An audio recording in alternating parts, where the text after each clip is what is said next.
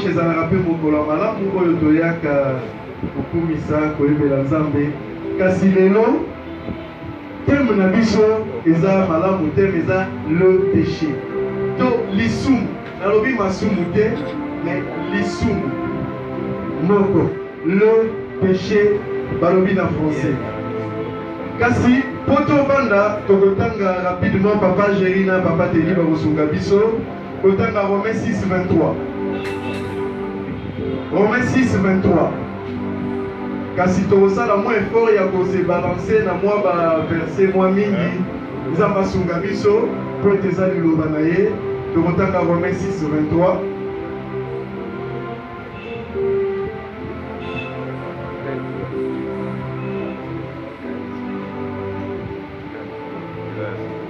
Amen. Oui, amen. Papa dit Botangi. Car le salaire du péché, c'est la mort. Mais le don gratuit de Dieu, c'est la vie éternelle en Jésus-Christ notre Seigneur.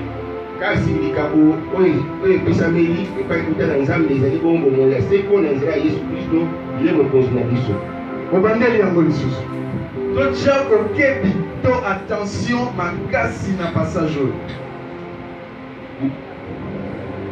Car le salaire du péché, c'est la mort.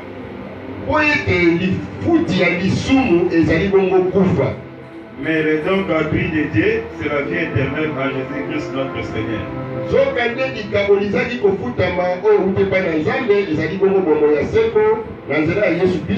Seigneur. Amen. Éternel Dieu, bakisa ba bénédiction na yo na botangi oyo po teza liloba na yo liloba no bomoi pe liloba na yo nde echangeaka bato totiki moma oyo na maboko na yo Nzambe biso bato te kasi yo nde Nzambe oloba po ete moto akopesa kufa yo soki olobi opesi bomoi. Éternel toza koleka na komoma oyo avec action de grâce po ete yo nde opesi biso bomoi opesi makasi pepesa biso bokebi kati na biloba na yo oyo tobondeli yo na kombo na Yesu Kristo. Merci Seigneur Jésus-Christ. Merci Seigneur Jésus-Christ. Amen. Tofandi. Makambo toza koloba tokoloba lelo sur le péché. Na français le sans S ezalaka na singulier. Eza kolakisa eloko moko. Kasi poto kota na mama likambo na biso toza kolekisa na lombango ndeko na biso Jacques alingi alobela biso likambo moko tokosenga ye mpenza azala mokuse mpo bapesi biso mpe ngonga mokuse tobengi ndeko Jacques aya liboso pesi pesi. Bonjour l'église. Naza mwana na kati ya ndako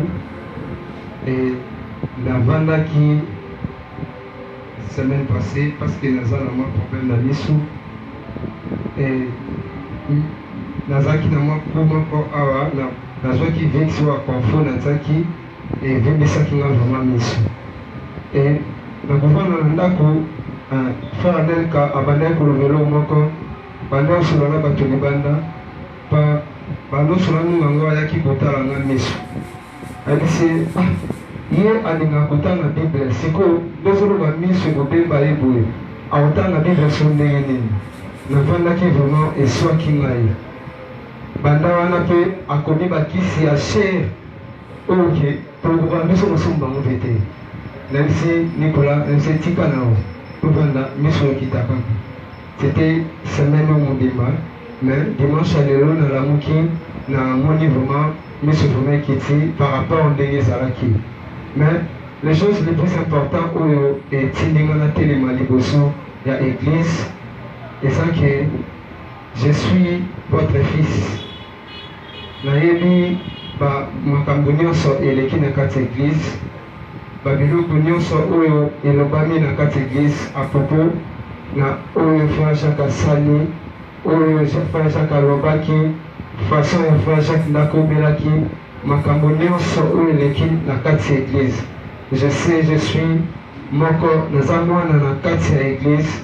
Nayebi ke namemaki badérapage ebele na kati ya église oyo ke ebetisaki bato ebele libaku ebele mpo bazwaki badesizio ya ndenge na ndenge kaka mpo na nga na yango wana yango etindi nga naya kosenga na eglize bolimbisa nga na nyonso oyo boyokaki na nkombo na nga bapapa baza awa na bamama bolimbisa nga etanke mwana bongaki na reconnaître mabe na nga na reconnaître bafaute na nga barêve na nga nyonso yango naya kosenga na eglize balimbisa ngai nasengi lisusu pardon na bajeune nyonso ya eglize avoir soki batali nga na kati eglize banda komona mwa bajeune nyonso soki ndeti nga bamoni nga na mabe bakokoka mpe koloba mpe na bajeune mosusu ke oza ndenge moko nasengi na bino mpe bolimbisi na ndenge réputation na nga ndeko na bino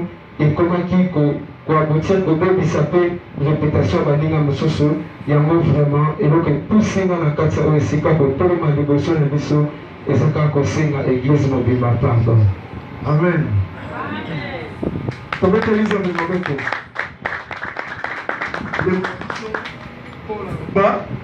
ete nous branchons d'une manière ou d'une autre et puis na makambo mpe na ngai na te ya ezalaki kutu te tosololaki na ye ayebisi ngai kaka lelo kala mingi te eza mpe na 1 Jean 1:9 ntango alobi si nous confessons nos péchés de notre bouche il est juste et fidèle pour nous les pardonner eza mpe moko ya mateya ya lelo kasi tosololaki na ye te nzambe oyo tosalaka mabe ngai na yo tosala mabe ebele soki osengi alimbisaka boni moto asali biso mabe areconnaître asengi bolimbisi tolimbisa wana peza moko ya kozala mwana nzambe aptitude ya kosenga pardon na aptitude ya kolimbisa église tolimbisi ye amen tozongi na mateya na biso lelo toza koloba sur le péché to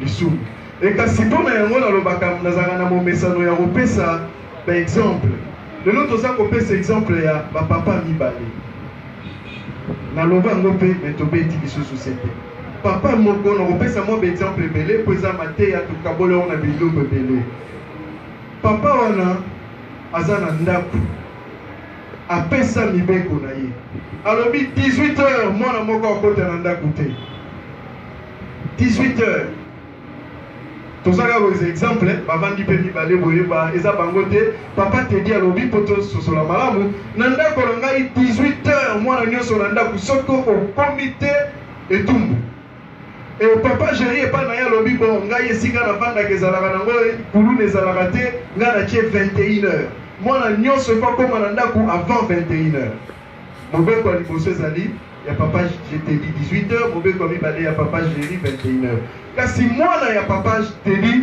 alobi ngai poni mobeko kuna ezali 21h seke ngai yawe epa na biso 18h nakotosa te nalandi mobeko ya papa géri e aye 20h donc papa nebisi me ngai naloba 18h ye alobi te mobeko kuna ezalaka 21h mwana wana soki botali ye bien aza kotosa papa na ye papa tedi to atosi papa ya bavoisin papa géri to répondre go atosi papa ya bavoisin et c'est ça le péché ezali kotosa papa ya bavoisin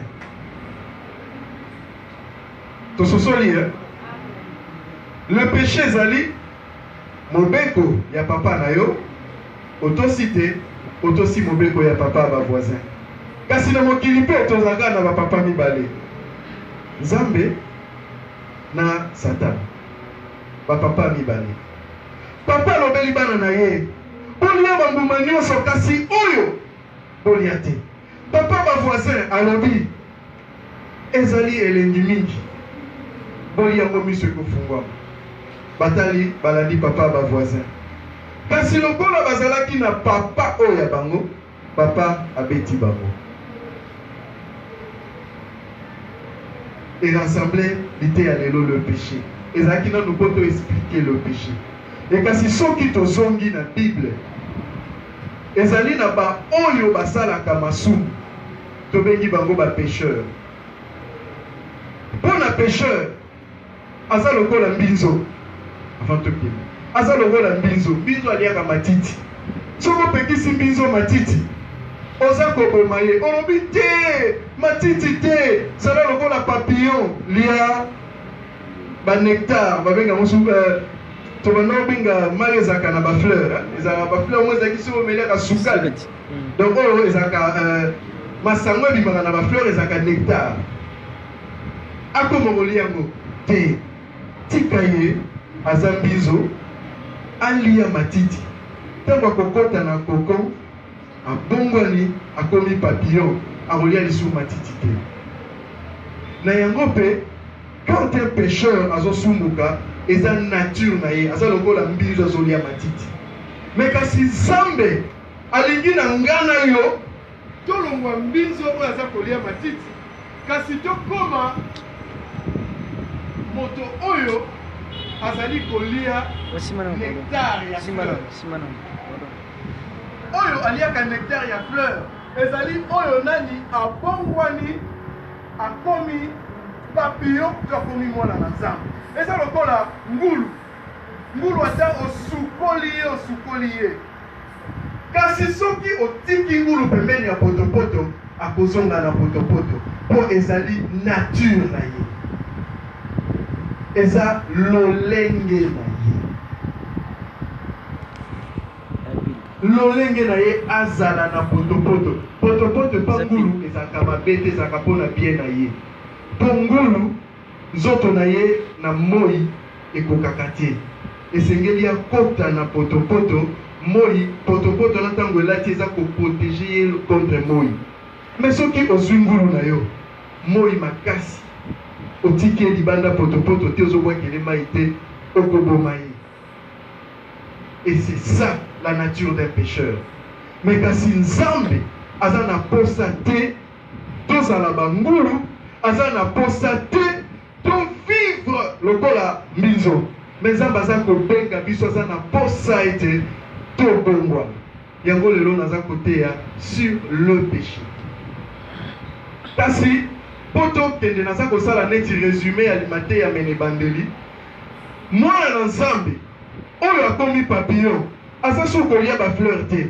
mais mpo ani boyebisa azopéché mwana nzambe asaka lisuku te kasi place wana bato mingi basosolaka te asalaka oyo eleki makasi c'est l'iniquité na lingala tobenga yango kalisumu mais l'iniquité ezali lokola po topesa ndakisa papa na ndako alobi sikoyo ekomi papa président alobi ngai papa na ndako ete mwana moko afungola télévision te lelo mwana afungola télévision te papa bimi ekozonga akuti télévision eza kofungwama alobi tiens ngai napekisaki télévision efungwama mais pourquoi bafungoli télévision balobi ndeko na biso lese ye azalaki te ntango opesaki mobeko moto oyo pécheur ye azalaka te ntango nzambe apesaka mobeko parce que la loi eza lisusu na mikanda te loi ya nzambe ekota na mitema lokola ndeko na biso Jérémie alobelaki yango loi ya nzambe akotisa yango kati na mitema na bato me kasi moto loi ekoti na motema na ye te ye aza lokola moto mobeko epesamaki eyebi te nzambe akokondane ye te mpo abuki mobeko wana akokondane ye parce que ayebi yesu te le pécheur azalaka condamné parce que en lui abongwana te parce que na ye aza nanu mosumuki na ye azali mwana na nzambe te et c'est comme ça que le pécheur akozala condamné mais kasi ntango papa kotala alobi ete kasi yo ngai ntango napesaki mobeko yo sifili ozalaki wana mpo na nini ofungoli télévision papa akotika ndeko oyo azalaki te akozala na rigueur ya makasi na oyo nani azalaki kasi afungoli télévision yango nde toza koloba iniquité ezalaka makasi epa na nzambe mpo nzambe ayebisi yo sikoyo oyebi te koyiba eza mabe moto ayebi te koyiba eza mabe c'est un pécheur Il va condamner parce qu'il est pécheur. Il y a un monde il faut que l'on vous a la pécheur. Il faut que l'on la nazam. Et quand c'est mon papa koya, atali oyo. Oyebi ke osa pécheur. Ngai moko na lobeli yo. Na pesi yo molimo na nzambe asunga yo. Mais pourquoi yo osali yango?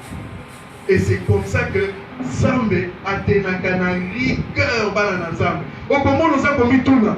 Mais batoyo aza komela aza koboma aza kosala boye po ani Nzambe azobeta ye te.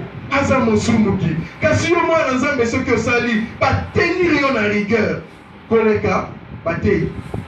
Batei bakoza na rigueur parce que na tei et ozali censé koyeba. Et lelo pe connaissance à votre sac au Kabwana. La liga qui est à la coûte enseignement pour ça et l'autre moment de bolo de la mort la mine. Pécheur, il est normal, normal tes âmes à bien, mais la nature n'a à vivre dans le péché. Et ceux qui peuvent au monde pécheur, mon gars, ça lui soumouté, mouton n'a pas normalité. Mais ton lobby est que lui soumou est malin. Ton lobby que lui soumou est amabé. Lui soumou Eza Mabé. Et 1 Jean 1:9. Batangeli Bisongo. 1 Jean 1:9.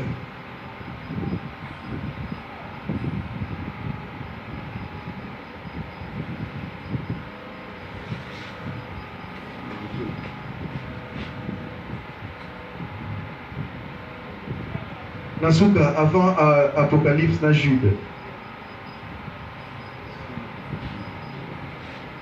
Si nous confessons nos péchés, soki tozali koyangola masumu na biso suka na noana. Balobi si nous confessons quoi? Péché. Nos péchés. Si nous confessons nos péchés. Bible lobeli péché. Continuez. il est fidèle et juste pour nous, les pardonner et pour nous purifier de toute iniquité. azali malamu mpe sembo mpona kolingisa biso masumu mango mpe mpona kopetola biso na mabunga manso. Balobeli wana, tovandi, balobeli wana, si nous confessons nos péchés. Et puis, dans souka lisusu balobi, juste et fidèle pour pardonner nos iniquités. Bapesi biso deux choses à la fois. Le péché et l'iniquité. Yamonde na uti koloba. Le péché, ezali koyeba nzambe te, ezali kobongwana na motema te. Et c'est ça que Dieu condamne. Nzamba condamnaka pécheur pour ayebi yete. Moto motema katama ngenga te. Oh motema bongwana te. Azali pécheur, aza ko vivre na péché pour na yeka na yesi esili. Tozongi na litaki na biso liboso. Oh le salaire du péché. Alors vite le salaire des péchés. Yamasumu mais yalisunu. Le salaire yalisunu ezali la mort éternelle. Parce que mutoyo abongoni na nzambe te. Yebomo ya Christ côté pa ina yete. Et Christ a conçoit, a racheté, a même pas inaye, moto oyo nani, a bouki motema aye pas inaye. Et cette personne wana n'est plus un pécheur. Cette personne a longué le pécheur. Et c'est l'un le sang de Jésus. C'est l'un de ezali koganga kati na ye rédemption. Moto yo na sombi, moto yo na sui. Et en fait, tout le monde qui ne biso Mose parce que la rédemption est salamaki na nous deux. Pour akoya ki asala ki ozamba lobaki te bayaki kozoyer. Mais nous qui sommes rachetés par Christ, nous sommes autorisés nzambe. Tout ça li susu na le péché te, même le péché adamique et ça li susu te. Yango moto kobeta na mutolo te. Église na lobaka nde ezali kobikisa moto. Ce qui change obikisaka moto ezali kobuka mabolongo kobuka motema kolobela nsambe talanga moto naza moto mabe talanga oyo ngai nazali tala oyo ngai naza kobongwama wana yango mpe ngai nakondanaka baoyo basalaka loba yesu non ezalaka eloko ya motema une naissance. Il faut moto abotama. Et naissance, wana ndenge tolobaki la fois dernière. Naissance ezalaka eloko moko ya douleur. Moto aza kolela ami moni que non. Naza salaire nenge ezali kufa. En tout cas il faut na longwa. Moto wana aza capable nyonso mpo na ye ekomi mabe azokomona kutu epa na nzambe nazwa na nga te eloko te mais que cette âme soit sauvée abuka mokolo mpo alongwa pécheur et c'est ça l'appel de Dieu nzambe aza kobenga biso tolongwa basumuki et eloko moko tout tozalaki na nuit veillée de prière tosololaki yango bato mingi basetompaka asengi nzambe nzambe apesi aluki nzambe akabeli ye nzambe aza kolobela ye mutu alingaki akomona bateli yo ezalaka piège parce que beaucoup de gens bakosanaka ke d'abord kokata manginga ya molimo circoncision du cœur donner son cœur à Christ kopesa motema epa na nzambe bamingi na kati église baye bapesi ye responsabilité balobi atali mpe moto ngo neti tozaka babato misusu bazalaka sérieux banda botama sérieux atambolaka correct mais soki akatami nanu ngenga motema te atanaki sérieux nakomi pasteur aza koloba lokola sango aza koloba rien n'est fait.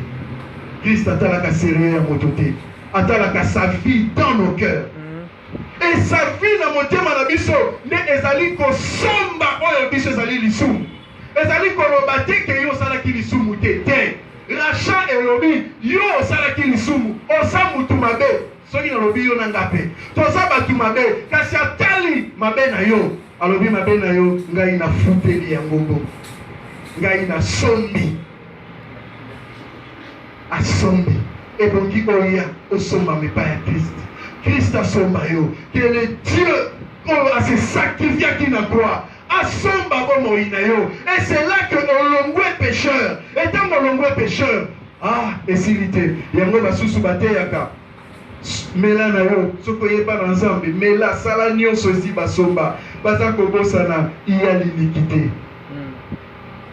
l'ininiquité nzambe azalaka na kanda nango ndenge napesi exemple mwana oyo ayokaki te azalaki te ntango papa apesaki mobeko papa kotala akosilika malobi ye ayebi te mbala nsima kosala lisu te mais oyo yo oyokaki oyebi nzambe azalaka na kanda wana parce que yo oyebi mpe oyoki yo oyoka etango oza kotala bandingo olobi tala oyo aventurier un pécheur mais ngai esi na yamba nzambe koyamba nzambe eza nyonso te il faut kobunda chaque jour de notre vie pour que en nous l'iniquité emonana te et balobaka le péché c'est de ne pas avoir Christ le péché ezali koyeba yesu te yango nde eza komema moto na lifelo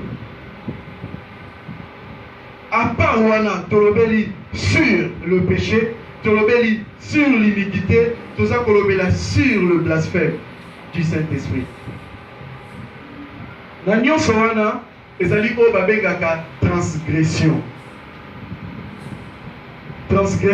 tolobela yango na lombango tokoki mpe kokende otanga yango na Romains 4:15 tokomi me tokotanga awa te Romains 4:15 oyo akoki kotanga transgression ezali kobuka mobeko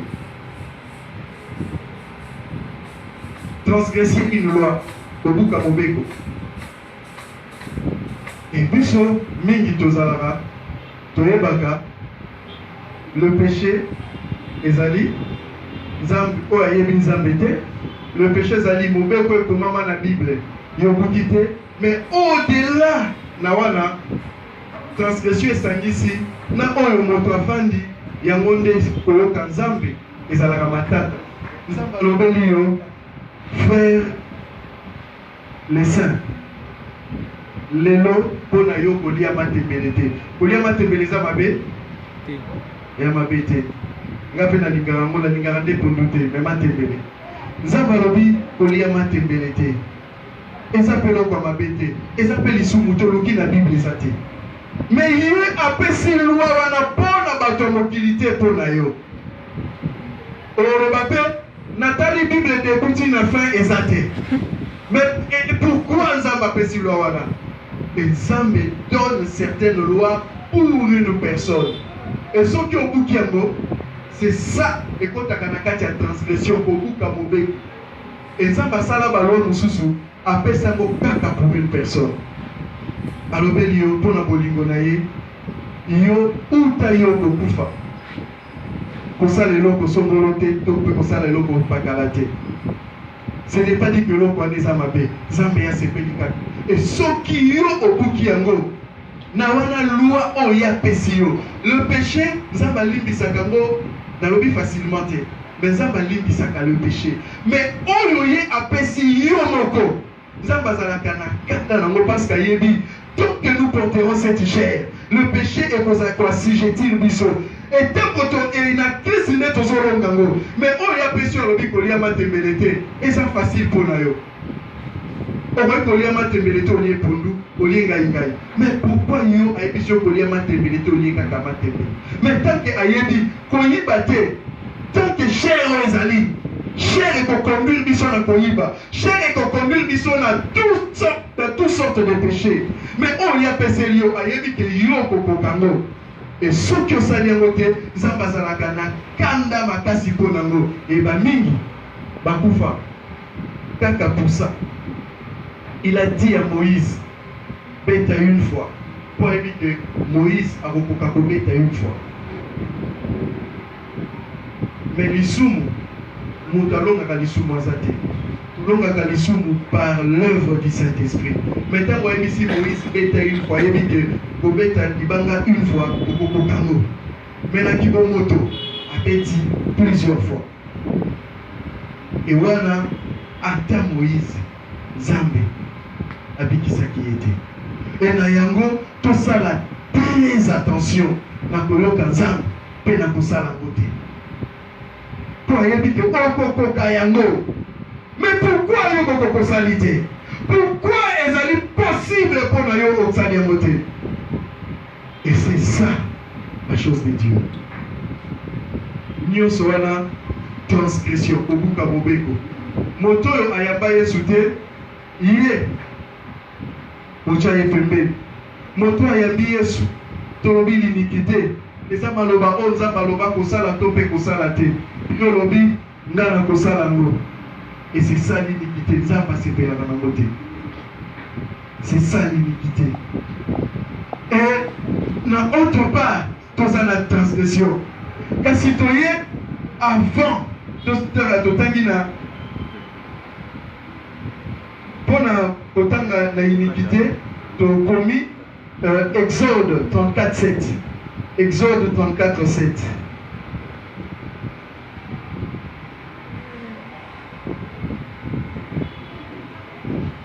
Kasi papa tenina papa Jéri balukeli biso. 1 Jean 5, 16 à 17. 1 Jean 5, 16 à 17. Makambo mingi nasepela rapport prophète Jean akomaki ya mama mingi. Azalaki pe apôtre ancien na kati na Lingomba. 1 Jean 5, 16 à 17.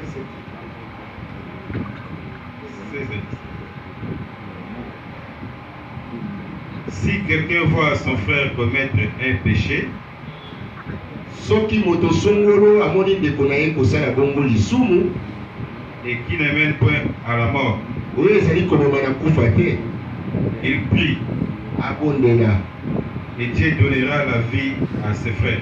mpe Nzambe akopesa bomoi epai ya ndeko ena. Il la donnera à ceux qui commettent un péché. Akopesa yango mpe epai ya baye bazali kosala lisumu Qui ne mène point à la mort. oyo ezali komema na liwa te. Il y a un péché qui mène à la mort. Ezali bongo na lisumu ememaka na kufa. Ce n'est pas pour ce péché-là que j'ai dit de prier. Ezali mpo na lisumu wana te ete nazali kotinda bino bobondela.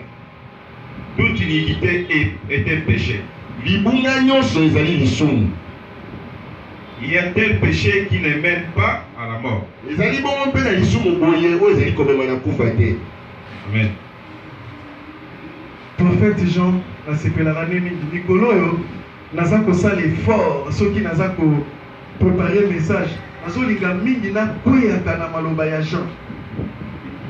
Nabandaki mingi kolinga mingi apôtre Paul, mais sikoyo nakomosepela na mateya ya Jean nayebi te moto wana amataka likolo makasi.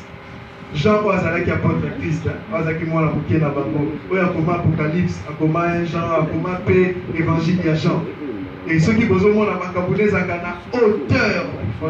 Asa kolobela biso. Momoni ndeko na biso, ndeko na bino, asali lisumu eza komema na kufa te. Biso totala kaka et l'église awa na tie parenthèse moko to metana na sete évangéliste top sasali lisumu sete kwei na mabele panzi kangami. Au sete évangéliste koleka kutu ndemo sekaka to mejeri. On sait qui est. La Bible nous dit, si ton frère commet un péché qui ne mène pas à la mort, Sambi la ponaï. Sambi la ponaï. Et je pense même, qui de Konabiso à Toubelia ou à Tatoli, qui a prié pour lui? Biso Nyoso, tout ça qui bat tout, tout Kangi Mitema, yépé. Ça, ce n'est pas être un enfant de Dieu, frère. Moto sali yo mabe, asali nga mabe, asali mabe.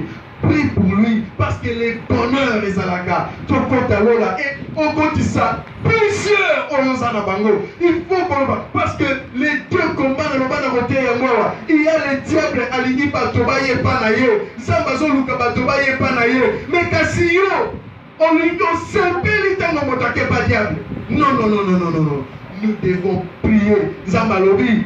Ceux qui n'ont moni papa te dit. Namabe, Natonga, toujours le baptême, Natonga, Nafinga, Naseka, Nasalani, Bonde la Ponaye, Zamako, Tongola ya côté de l'Isaïe. Et c'est ça, Makambolodi. Mais quand s'il nous parle de péché qui ne mène pas à la mort, et plutôt qui mène à la mort, et ça l'a dit sous Moumoko, on a saigné comme bon de la pétrole à Moutouté. Et si quand on retourne dans l'issue, on dit, l'issue, on dit, pasteur, papa te dit, balodi à moi déjà. Et même maga, la liwa, on a inutile, les amaloba y a polibi samote. Biso tozalaka wate, pour nous sécuriser, manabato nekasi, pour nous salon zambalobi. Matthieu 12:31, batangeli bisongo.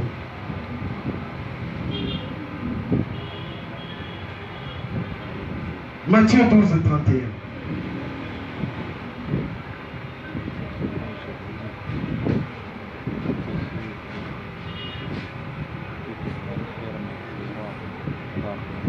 C'est pourquoi je vous dis, tout péché et tout blasphème sera pardonné aux hommes.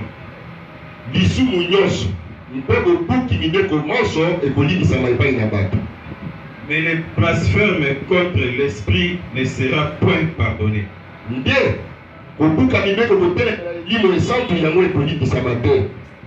Amen. Amen. Tout péché sera pardonné. Toute personne qui a été une peine vivante. C'est-à-dire que le temps est allé. Tant que zali ya koyepa na nzambe, tant que zali ya kotika mabe koyepa na nzambe, kobongola oza motema na yo koyepa na nzambe. Alors dit tout péché, tout blasphème. Osalinga mabe na tindi muta salanga mabe te. Soko osalinga mabe nzambe alobi akolimbisa. To tindi muta sala mabe te. Mais kasi soki osala mona côté pour nzambe asilikaka. Soki osali mabe nzambe akolimbisa. Et même on initie déranger ata makambo moto pe akufi nzambe akolimbisa. Mais nzambe alimbisaka lorsque le pardon est sincère. Soki pardon ezate pona osepelisa bato bazali to pe osala kaka tika osala lorsque le cœur est sincère et sopani liboso na nzambe oza kokima le salaire qui est la mort. Mais les dons gratuits, il fallait te continuer du Saint-Esprit, c'est la vie éternelle. Ezak elengi place voilà, la vie éternelle. Bombo ya seko, ezaku, tout le monde a monté. Mais de la bisomoko, azaki na témoignage à visiter un de l'eau à Zapéao. Et puis ça m'a recommandé qu'il y a l'obé la biso yango na lobi yango. Ça m'a recommandé qu'il y a l'obé la bango ya lobi. Tiens, pas kondima ngate, to kondima. Parce que ça allait tellement tellement grand, énorme. Tout ça n'a pas été pour la masumu. Tout ça n'a pas été pour ça n'a pas été.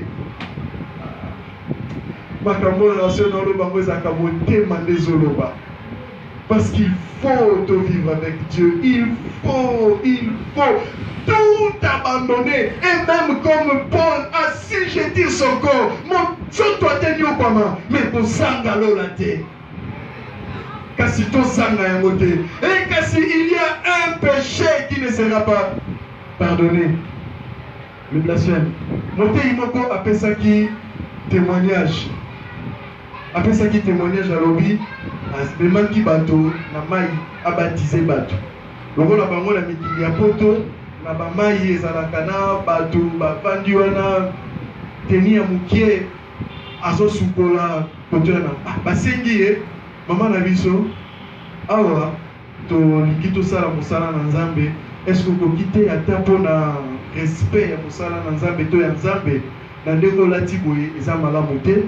Est-ce que vous avez attaqué Yalobi Otika Babiloko na bino ezangatina Molimo na gambas Choli molimo na Nzambe. Ah siko moyen pas ça les athées. Bo kange pe na makasité. Batike ali kango bazo batisa. Makambo pesa la raconter. Isa ka place wana. Kango bazo batisa. Molimo na Nzambe akiti. Molimo na Nzambe tango akiti esika wana. Et cette jeune fille wana, le Saint-Esprit ne l'a pas pardonné. Quand on a bandeki ko sukola motote eloko te mu pepete abeta shita kweya mutu pa. Mama mususu baye kote ya liloba na Nzambe. Yango pe avant loba dalo ezalaka très dangereux. Mais yango na loba biso wa. Heureusement ou malheureusement, nous avons un prophète. Là, on évite un prophète. On évite un bango makasi. Parce que makam minyoza pour ça, devant un prophète.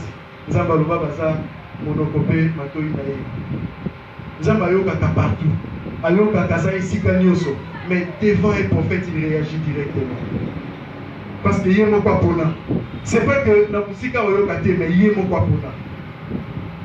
Il y a un qui consulté le prophète pour réussir, après ça, voilà. On peut qu'on ponde, il y a un qui n'a yé, que Nzambe pesa lipa yoki. Mais le jour où il y a devant un prophète, on dit Nzambe pesa lipa.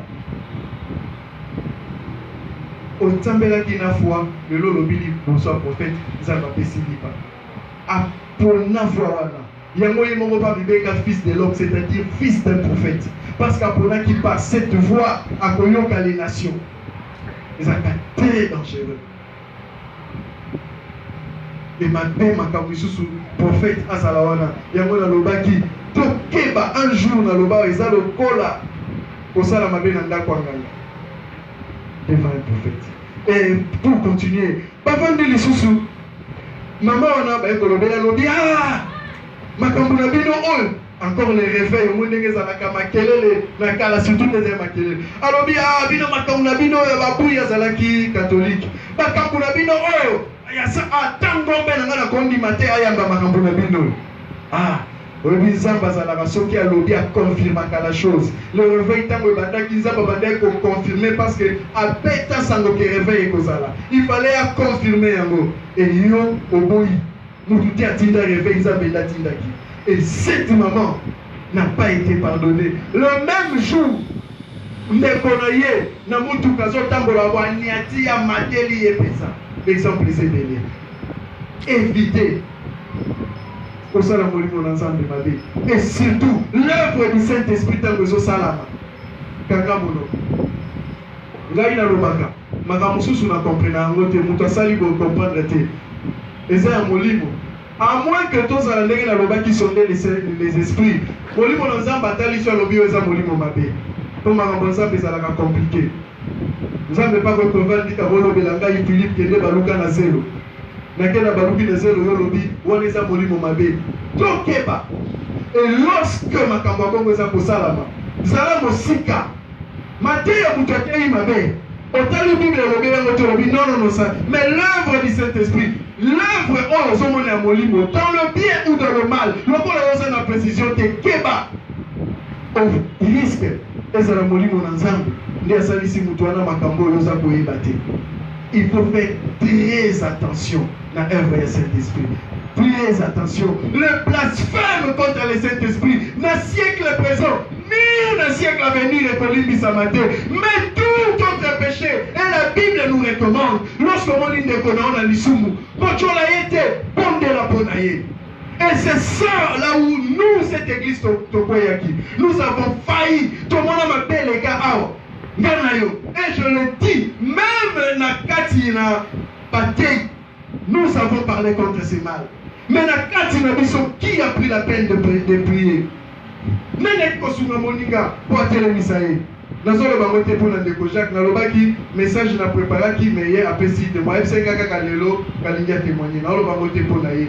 Le mal est Salamawa. Qui a pris la peine de prier et de relever? Nalobite, prier, relever et le mot sanctionné. Et le mot yangoté.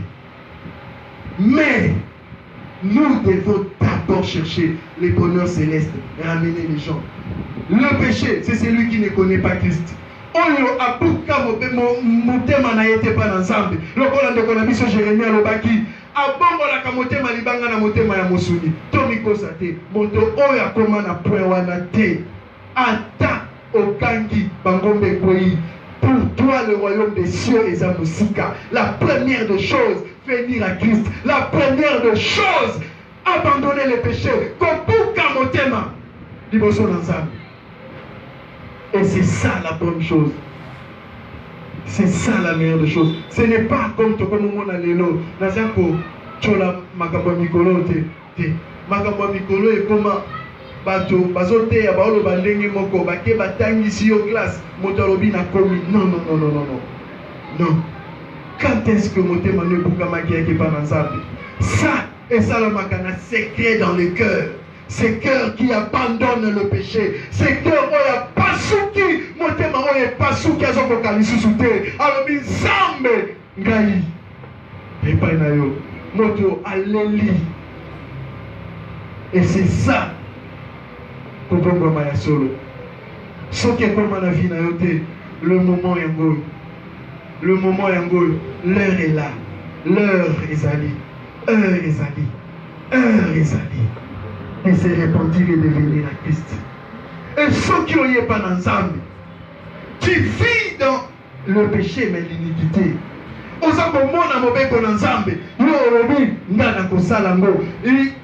L'iniquité c'est le contraire de le français, il y a équité. Équité c'est connaître le bien et faire le bien. Comme balobaki juge unique. Juge unique c'est pour ça juge, ça zouzi. Na kozala zouzi, ayebi mobeko. Mais il y a un peu de logo banité. Babengi juge Yamabe. Tobeta kasete juge Yamabe. Et yo pe osa juge Yamabe. Donc tu connais ces choses-là. Mais osa kosala la yango kaka na ndenga mabe. Babobi koyiba te, kosala songolo te, koyiba te. Et aucun péché n'est supérieur à l'autre. Autant que okima ka publicité, autant que okima koyiba. Et il y a même des prédicateurs. On va commis ça bateau. Le péché lié au sexe, mais quand c'est pas comment on va pécher Moussoussou. Parce que ma bêta c'était sur le péché du sexe. On dit le péché Waneza Mabé, oui, mais ils ont autant Mabé que Kokosa. Parce que Moutou a ça qu'on pratiquer le péché du sexe lié au sexe. Non, Moutou a ça qu'on pratiquer le Kouta. Bangomi Balé va comment on a embêté. Seul le péché est le qui? C'est le blasphème contre le Saint-Esprit. Autant que nous avons Kima, on a dit autant que il faut Kima tout autre péché pour hériter le royaume de Dieu. Bible les tanga, les impudiques, les menteurs, les tanga belé. Baloba teka les impudiques n'hériteront pas. Non. Tout. Aucun n'héritera le royaume des cieux. Aucun. Alors la première des choses, kobuka mabolongo liboso na nzambe, kokange pa na nzambe, koloba nzambe na ye ngai mwana limbisa ngai nasalaki mabe. Limbisa nga kota na motema, ce cœur ne sopia mopona yo. Nzamba limbisa yo pe tambola. selon le précepte de Dieu, selon le voie de Dieu. Ne regarde pas que je suis jeune. Il faut en vivre le kola ba jeune. Nanata le kola jeune. Ngai na koli, ba papa nyoso basala kamade so bana, bana ba kolia nini. Ne regarde pas ça. Ni ma moi si moi na mobali tout. Pas négliger yo, mais c'est pour une cause aller au ciel, pour une cause faire plaisir à Christ. Ne pratiquez pas l'iniquité. Et surtout, n'osez pas blasphémer contre le Saint-Esprit. Non, non, non, non. Non, non, non. Ne blasphémez pas contre le Saint-Esprit. Non. Tous à la musique, loin de ça. Ce n'est pas seulement pour moi, mais c'est pour toi aussi, pour ta vie. Bonheur ni ne vous a soki aux anguillola.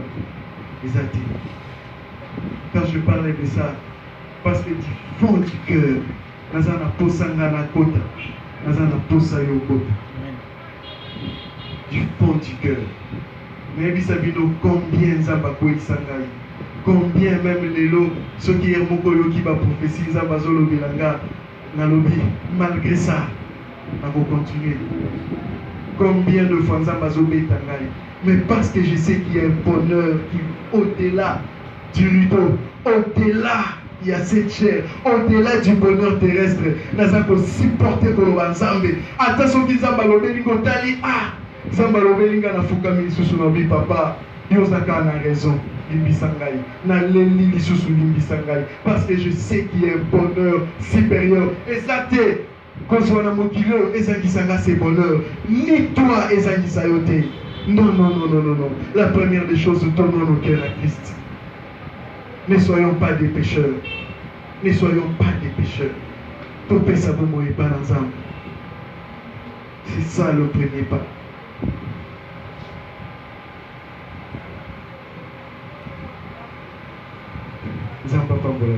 Amen.